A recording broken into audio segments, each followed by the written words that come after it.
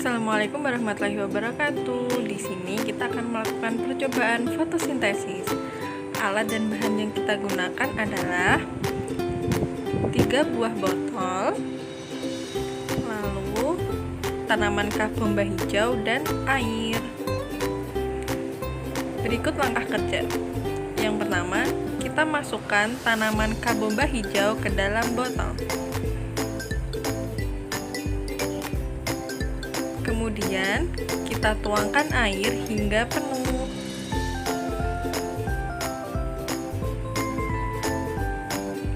Lakukan hal ini berulang sampai 3 botol.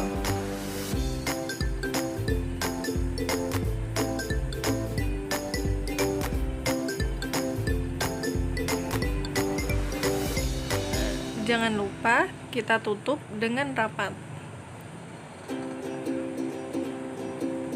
Lalu kita menimbang baking soda sebanyak 0,5 gram. Lalu kita tuangkan ke dalam salah satu botol yang telah diisi air dan tanaman.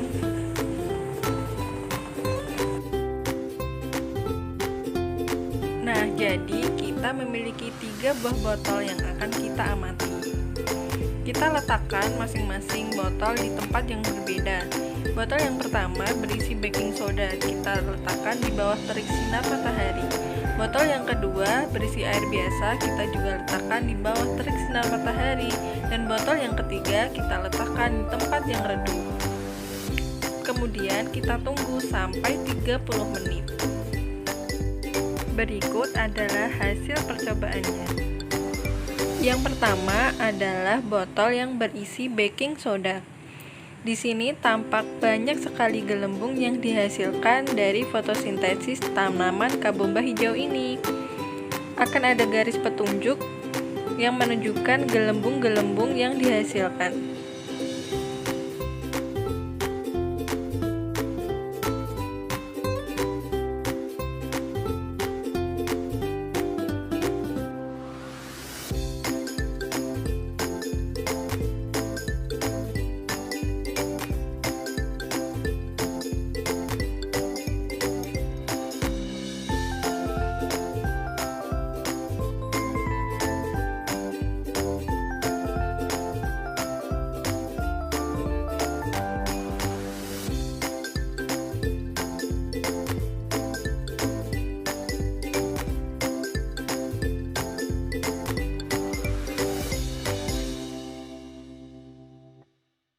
Yang kedua adalah botol yang kita letakkan di bawah terik sinar matahari.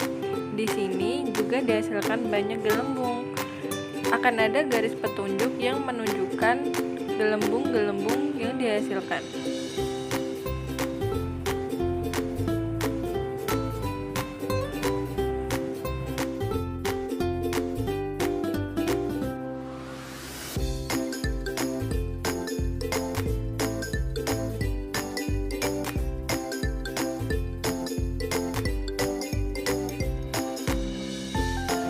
Dan yang ketiga adalah botol yang kita letakkan di tempat yang redup.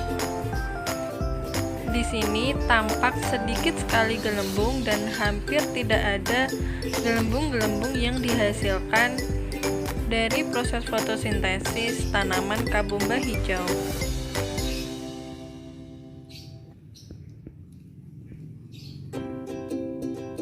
Berikut pembahasannya.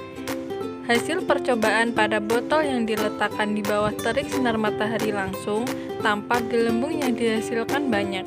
Hal ini disebabkan karena semakin tinggi intensitas cahaya, maka semakin banyak ATP yang terbentuk, sehingga mempercepat fotosintesis.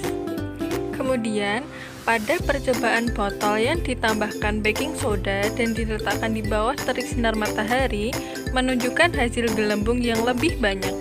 Baking soda atau NaHCO3 memiliki peranan dalam proses fotosintesis sebagai katalisator.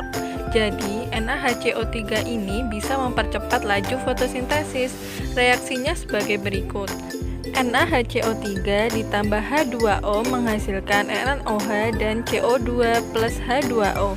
Jadi, jumlah CO2 semakin banyak di dalam air, maka hasil fotosintesis atau O2 pun semakin banyak. Pada percobaan botol yang diletakkan di tempat yang teduh, tampak tidak ada atau sedikit sekali gelembung yang dihasilkan.